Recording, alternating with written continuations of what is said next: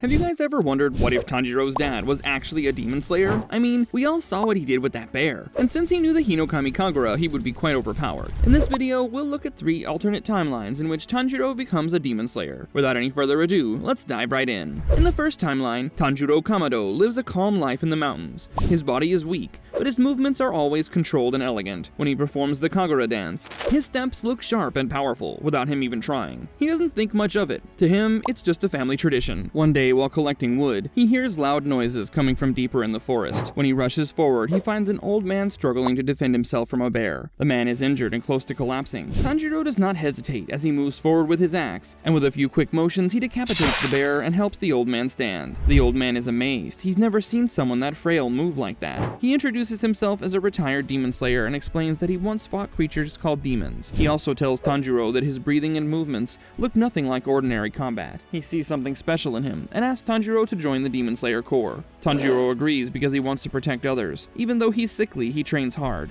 During training, everyone notices that his breathing is natural and his sword swings flow like a dance. No one knows anything about sun breathing, so they can't identify his style, but they all see that he quickly learns and becomes stronger and faster than expected. Soon, he begins taking missions. His body is weak, but his technique and focus make up for it. Years pass. Tanjiro continues to serve the Corps with quiet dedication. He does not seek rank or fame, he simply completes his missions and protects people. At some point, he decides to settle down and start a family. He marries Kie and becomes a father. Even while raising his children, he stays active as a demon slayer and keeps the mountain safe. Because of his constant protection, no demon ever reaches the Kamado family, and Nezuko grows up as a normal human child. As Tanjiro grows older, Tanjiro begins to train him seriously. He teaches him the full Kagura forms and the complete breathing style used in real battles. Unlike the original timeline, where Tanjiro learns the technique slowly and in parts, here he learns everything directly from a master who has used it for years. Tanjiro is patient and strict. Tanjiro goes quickly under his guidance and becomes skilled at a young age. When Tanjiro becomes old enough, he joins the Demon Slayer Corps. Instead of starting with little experience, he enters with a full understanding of his breathing technique and proper training from his father. His strength surprises the other Demon Slayers. When he works with Tanjiro, their teamwork is perfect. Together, they clear missions faster than anyone else. Strong demons who would normally cause great trouble are defeated in a short time. The Corps begins to rely on the Kamado duo as their strongest force. They never suffer the tragedies of the original because Tanjiro is present, prepared, and constantly ready for danger. Nezuko stays safe. The Hashira remain alive. The Corps avoids major losses. Eventually, Muzan becomes aware of their growing influence. Instead of waiting to strike, he feels pressure and moves earlier. This leads to the final battle between Muzan and the father and son duo. But this time, the situation is completely different. Tanjiro has years of battle experience.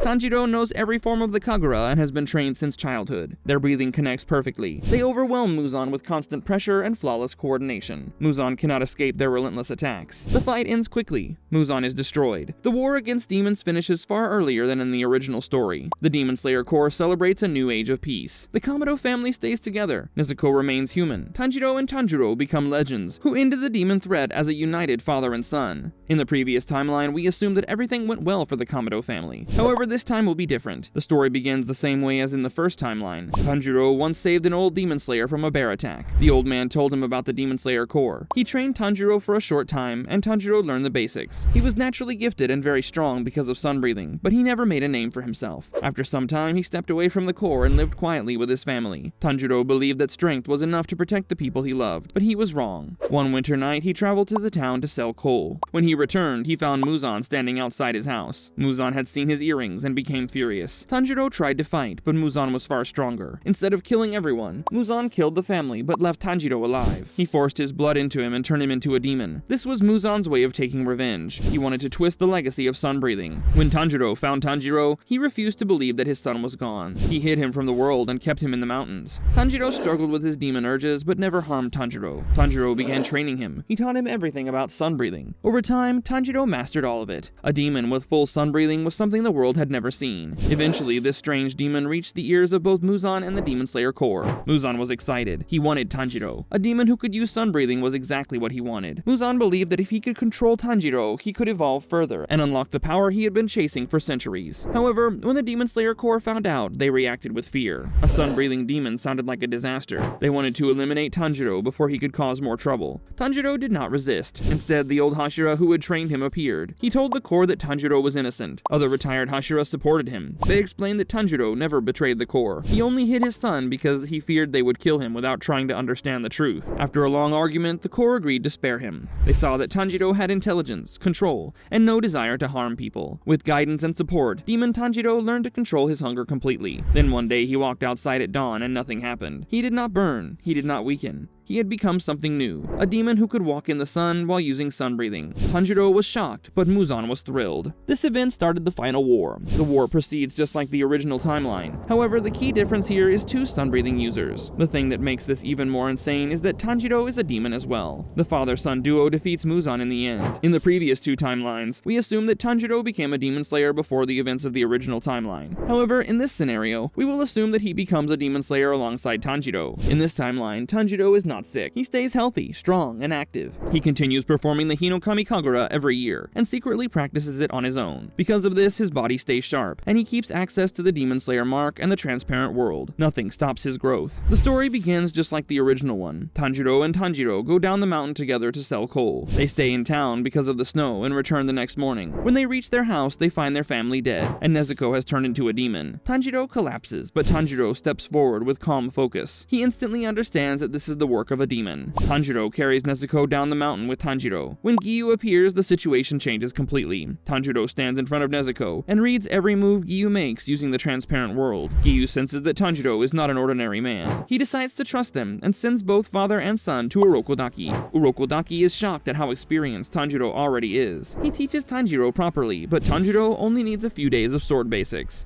After that, his sun breathing, his mark, and his transparent world turn him into a Hashira-level swordsman quite quickly. From there onward, the story looks similar to the original, but every fight goes differently. Tanjiro and Tanjiro defeat early demons with ease. They work as a team and grow stronger together. Everything changes when they reach Mount Naragumo. In the original timeline, this was a near-death experience for Tanjiro, but in this version, Tanjiro stays with him. Rui has no chance. Tanjiro's sun breathing overwhelms him, and the Hashira meeting afterward is less tense because Tanjiro, not Tanjiro, explains Nezuko's situation. The Hashira see the truth and allow both of them to stay in the Corps. When the Mugen Train mission arrives, Tanjiro joins Tanjiro and fights beside Rengoku. All three of them respect each other. Rengoku sees the Demon Slayer mark on Tanjiro and realizes that sun breathing has survived. When Akaza appears, he does not get the chance to fight Rengoku alone. Tanjiro and Tanjiro both stand with him. The fight becomes too dangerous for Akaza. He's badly injured and forced to escape. Rengoku lives. Because Rengoku survives, the Demon Slayer Corps becomes stronger and more united. During the Swordsmith Village battle, Tanjiro arrives early and helps defeat Hantengu before the village suffers too much damage. The fight with Upper Moon 1 becomes the second major turning point. When Kokushibo sees Tanjiro, he recognizes the sun-breathing stance and senses the same presence that Yoriichi once had. Tanjiro fights him long enough for Hashira to join, and Kokushibo retreats instead of killing multiple slayers like in the original timeline. The final battle in the Infinity Castle still happens, but everything is different. Rengoku fights alongside the other Hashira. Tanjiro is stronger and more experienced. Tanjiro is one of the strongest fighters in the castle. When they finally corner Muzan, Tanjiro uses the transparent world to predict every attack. Tanjiro fights beside him with full sun-breathing mastery.